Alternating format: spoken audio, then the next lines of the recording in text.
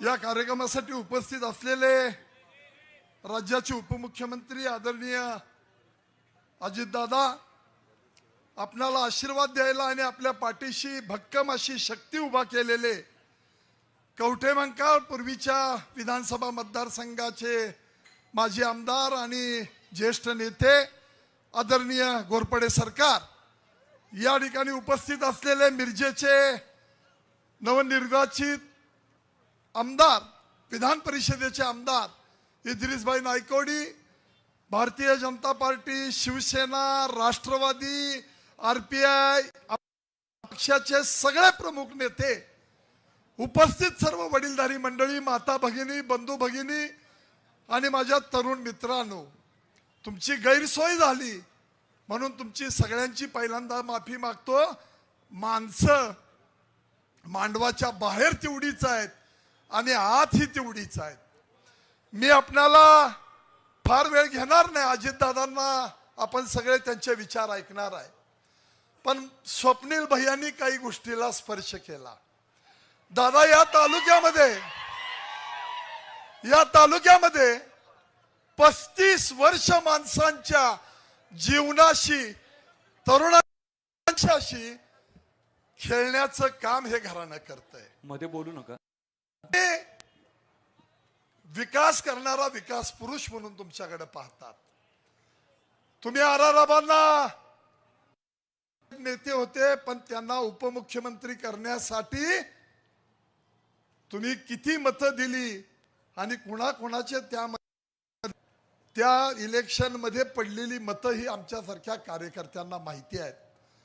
तुम्ही त्यांच्या पाठीशी बळ उभा केलं, त्यांना राज्याचं उपमुख्यमंत्री, गृहमंत्री पद दिलं आणि तुम्ही सातत्यानं सांगायचा की अरे राबा, तालुक्याचा विकास करा, तालुक्यामधले प्रश्न मांडून तुम्ही ते सोडवा. पण आमच्या माणसाची लोकप्रियता टीव्ही वरून, पेपर मधून सारखी चमकायला पाहिजे होती. माणसांचे प्रश्न सोडवण्यापेक्षा स्वतःची प्रसिद्धी करण्यामध्ये त्या माणसांचं आयुष्य गेलं. मी म्हणतोय ते खरं आहे का नाही खोटं तुम्ही विचार करा. काय आपल्या प्रश्नांची सोडवणूक झाली? आपल्या प्रश्नांची दरवेळी आलं की नवा प्रश्न घ्यायचा, बेरोजगार युवकांच्या हाताला काम दिलं म्हणायचं, काम देतो म्हणायचं, मतं घ्यायची. दादा, बारामतीकरांनी त्यांना 2दा वाचवलंय. जीवावरचं बोटावर निभावलं होतं. 99 साली दादा 3200-3300 मतानं माझा निसटता पराभव झाला. त्याला पोलीस खात्याचं बळ, आमच्या कार्यकर्त्यांना अटक, पोलीस स्टेशनमध्ये नेऊन बसवणं, मतदारांसाठी ओढण्यासाठी आलेल्या गाड्या थांबवल्या, त्या जप्त केल्या, अशा अनेक बाबी झाल्या. 2004 साली पक्ष नाही, चिन्ह नाही, नेता नाही, सत्ता नाही, पैसा नाही, संस्था नाही, दादा 4200-4300 मतानं पराभव झाला. माणसं, ध्येयवेडी माणसं ही माझ्या पाठीशी उभा राहिली. हे माझं खरं संपत्तीचं बळ आहे. माझ्यावर आरोप केला जातो की संजय पाटील गुंडगिरी करतात. आता दादा, त्यांच्याकडे होम मिनिस्टर तुम्ही पद दिलं होतं, गृहमंत्री पद, 15 वर्ष कॅबिनेट मंत्री, राज्याचे उपमुख्यमंत्री, पोलिसांच्या माध्यमातून सरकारचा दबाव आणून माझ्या कार्यकर्त्यांच्यावर आघात करण्याचं काम चालू होतं. त्याला संजय पाटलानं प्रतिकार केला. म्हणजे मी गुंडगिरी केली नाही. अरे, गुंडगिरी करणारी माणसं ही वाम मार्गाने पैसे मिळवतात. संजय पाटलांनी कुणाच्या 2 पैशाला, विना कष्टाच्या पैशाला हात लावला नाही. म्हणून दादा, प्रचंड माणसं ही माझ्या पाठीशी उभा राहतात. दादा, 4 महिन्यापूर्वी लोकसभेला आपला पराभव झाला. जाती धर्माचे लोक, थोडस धर्माधर्मामध्ये अंतर आलं आणि मला या ठिकाणी अपयश आलं. कुरघोडीचं राजकारण झालं. त्यामध्ये घोरपडे सरकारनं आम्ही बसलो. आधी सांगितलं की सरकार तुम्ही उभा राहत असेल तर मी तन मन धन अर्पण करून तुमच्या बरोबर आहे. शत्रू ठरलाय. या मतदारसंघातल्या तरुण मुलांच्या भविष्याची चेष्टा करणाऱ्या माणसाला आपल्याला आता थांबवायचं आहे.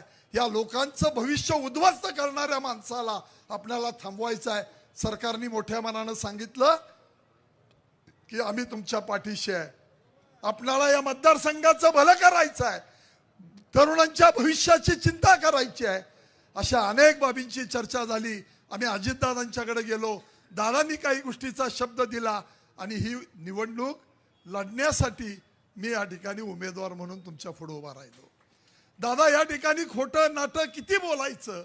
मी आज तुमच्या साक्षीनं सांगतो की आपण पाणी योजनेसाठी केलेलं काम, सरकारनं केलेली मला मदत, हे सगळे प्रश्न दादा, ताकारी, टेंबू, म्हैसाळ, आरफळ, ह्या सगळ्या योजनांसाठी दादा आपण केंद्रातनं पैसे आणले, राज्यातनं पैसे आणले.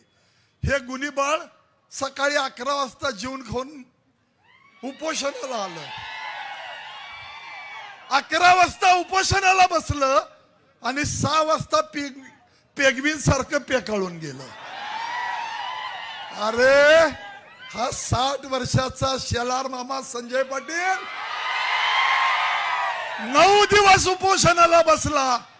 पोलीस माझ्या संरक्षणाला म्हणून सांगितलं, पण दादा मला राखायला मी काय खातोय का बघायला पोलीस होते. अरे, 9 दिवसात संजय पाटलाचा बाल वाकडा झाला नाही. तुला 6 तासात. अरे बाळा, लय लहान आहेस. आमच्या सारख्याला मर्यादेनं राहायला निश्चितपणानं आवडतं, कारण या जिल्ह्याला संस्कृती आहे, संस्कार आहेत. तेव्हा आपली विनंती आहे, कमरेच्या खाली वार करू नका. तुमच्या बाबी ज्यावेळी तोंड उघडेल, कुठल्या कॉन्ट्रॅक्टरकडं, कुठल्या आदर्श संस्थेमध्ये, कुणाच्या नावावर फ्लॅट, कुणाच्या ईडीच्या चौकशा, अजून आम्ही म्हणतोय गेलेल्या माणसांच्या विषयी वाईट बोलायचं नाही, ते संस्कार आहेत. दादा, तुम्ही साक्षीला आहात. आराराबा गेल्यानंतर दादांनी मला बोलवून सांगितलं की संजय पाटील, आपणाला त्या वहिनींना मदत करायची आहे. माझ्यावर चांगले संस्कार आहेत, चांगल्या घरात जन्माला मी पण आलोय. दादांनी मला सांगितलं वहिनींना मदत करायची आहे. पहिल्या इलेक्शनला, पोटनिवडणुकीमध्ये, आज जो स्वप्नील भैया माझ्यासाठी झेंडा घेऊन हातात घेऊन उभा आहे ना, त्या स्वप्नील भैयाच्या विरोधात आम्ही काम केलं आणि वहिनींना 50-60 हजार मतानं, 70-80 हजार मतानं आम्ही त्या ठिकाणी पाठिंबा दिला आणि त्या निवडून आल्या. दादा, या ठिकाणी मला आपल्याला विनंती करायची, अनेक योजना तुम्ही केल्या, या तालुक्याचा विकास करा, या बाबी तुम्ही सांगितल्या. दुर्दैवानं आराराबांना कॅन्सर झाला, त्यातून ते गेले. त्यांच्या मागच्या पिढींना आम्ही कधी त्रास द्यायच्या भूमिका कधी घेतल्या नाहीत. पण दादा, ज्या दिवशी माझ्यावर प्रसंग आला ना, त्या दिवशी पहिल्यांदा माझं नरड दाबायला कोण आलं असेल तर हे अंजनीचं घर आलं. तेव्हा आता दादा, आम्ही या तालुक्यातल्या तासगाव आणि कवठेमंकाळ मधल्या जनतेने ठरवलंय, कामाचा माणूस कोण, नौटंकी करणारी कोण, नुसती प्रसिद्धी, कॅमेरा. दादा, एक परवा फोटो प्रसिद्ध झाला, पत्रकार मित्र आहेत आमचे, जेवायला लागलाय आणि जेवताना पुढे कॅमेरे, एक व्हिडिओ शूटिंगचा आणि एक तो कॅमेरा मोबाईल लावून स्टँडला ठेवलेला आणि ते शूटिंग चाललंय. दादा, ही सगळी कॅमेऱ्याच्या पुढची कॅमेरा जीवी माणसं आहेत. हे हृदयाला हृदय जोडलंय ना, म्हणून दादा, काल कुठं होतो, आज कुठं आहे, उद्या कुठं असणार आहे, ह्याची तमा न करता रात्रीचा दिवस करून ही माणसं दादा आपल्याला आशीर्वाद द्यायला आलेले आहेत. या ठिकाणी लाडक्या बहिणीचा प्रचंड मोठा प्रतिसाद आपल्याला ग्रामीण भागामधून मिळतोय. महिला या ठिकाणी आहेत, त्यांना फार दिसत नाही, मागं माणसं आहेत, स्टँडच्या पर्यंत माणसं चौकापर्यंत आहेत. दादा, ग्रामीण भागामध्ये जातोय, महिलांना लाडक्या बहिणीच्या या योजनेचा प्रचंड फायदा मिळतोय. महिला अतिशय उत्स्फूर्तपणानं या महायुतीच्या सरकारला, मग त्यामध्ये भाजप असेल, राष्ट्रवादी असेल, शिवसेना असेल, या महायुतीच्या आणि घटक पक्षाच्या या महायुतीला पाठिंबा देण्यासाठी तयार आहेत. जरा पुरुष मंडळी, तरुण मंडळी, काही तर जरा बिघडलं तर आम्ही जरा पाठ फिरवतो, पण या लाडकी बहिणीच्या माध्यमातून माता भगिनी अतिशय प्रामाणिकपणानं, अतिशय ताकदीनं, अतिशय विश्वासानं ह्या आपल्याला आशीर्वाद द्यायला उभे आहेत. आपणाला आशीर्वाद देत आहेत. मी त्या सगळ्यांचं मनापासून या ठिकाणी स्वागत करतो. फार बोलणार होतो पण आपल्याला दादांना अजून इस्लामपूरला अर्ज भरायला जायचा आहे. घोरपडे सरकार बोलणार आहेत. मी तुम्हाला एवढंच सांगतो, कुणीही गाफील राहू नका. इलेक्शनचा निकाल लागला जरी असला तरी दादा या ठिकाणी आपणाला मार्गदर्शन करणार आहेत. शेवटच्या क्षणापर्यंत आपणाला ही निवडणूक जिंकेपर्यंत आपण सगळ्यांनी प्रामाणिकपणानं प्रयत्न करूया. एकदा आमदार करा, इतिहासात नोंद होईल एवढे पैसे राज्य सरकारकडनं आणून या तालुक्याचा, या विधानसभा मतदारसंघाचा विकास केल्याशिवाय संजय पाटील स्वस्थ बसणार नाही. आपणाला माग घोरपडे साहेबांसारखी माणसं आहेत की जे आपणाला अधिक तात्परतेनं, अधिक ताकदीनं राजकारण, समाजकारण करता येईल. पाण्याच्या योजना, ताकारी असेल, म्हैसाळ असेल, टेंबू असेल. मी एवढंच आव्हान देतो रोहित पाटलांना की या 20 तारखेला मतदान आहे, 23 तारखेला निकाल आहे. त्याच्या आधी कुठलाही दिवस, कुठलंही ठिकाण आणि कुठंही मी यायला एका स्टेजवर तयार आहे. तुमच्या 35 वर्षाच्या आमदारकीतला आणि मला लोकांनी दिलेल्या 10 वर्षाच्या खासदारकीतला एकदा लोकांच्या समोर हिशोब मांडू. मी काय करू शकलो आणि तुम्ही काय केलं हे एकदा लोकांना सांगू. ही न्याय देवता आहे. दूध ते दूध आणि पाणी ते पाणी केल्याशिवाय राहणार नाही. हा विश्वास तासगाव आणि कवठेमंकाळ मधल्या मतदारसंघातल्या माध्यमातून निश्चितपणानं आपल्याला दिसून येईल. मी पुन्हा एकदा आपल्याला विनंती करतो की लाडकी बहीण, आपल्या नवीन नवीन योजना, 7.5 HP पर्यंतची वीज बिल मोफत आणि अनेक योजना, मग PM किसान योजना असेल, नमो असेल, वेगवेगळ्या योजना असतील, आयुष्यमान भारत असेल, महात्मा फुले योजना असेल, मुख्यमंत्री सहायता निधी असेल, या सगळ्या गोष्टीतून आम्ही प्रामाणिकपणानं काम करतो. कारण लोकांची सेवा आणि त्यांचे आशीर्वाद हे आमच्या दृष्टीनं महत्त्वाचे आहेत. ना कधी आम्ही नारळ फोडायला येत, ना कधी प्रसिद्धी करत. बायपासच्या बाबतीमध्ये आपण सगळ्यांनी बघितलं, 173 कोटी रुपयाचा बायपास मंजूर झाला तासगावच्या कडेनं आणि हा भादर गेलाय बेलोडी नाक्यापाशी बोर्ड लावून फटाकड्या लावल्या.